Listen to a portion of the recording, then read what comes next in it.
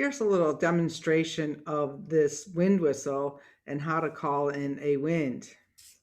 This is the wind whistle made by Mario, and they're being handmade outside of Mexico City.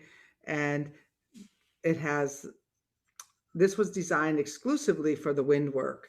It's one of my favorite. It's got a little hanging thing, although it's a little heavy to wear around your neck. It's got, this model has such a beautiful bulb. It feels like you're holding the earth in your hand when you hold it. It feels really solid. And here's the sound of this one. They all sound a little bit different. So this is what this one sounds like.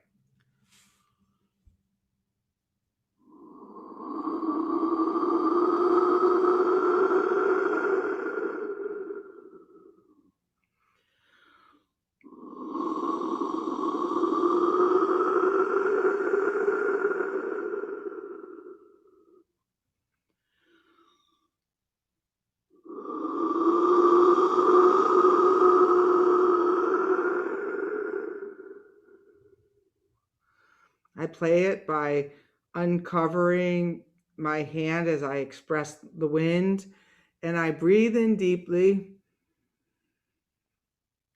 hold my breath, and breathe it out.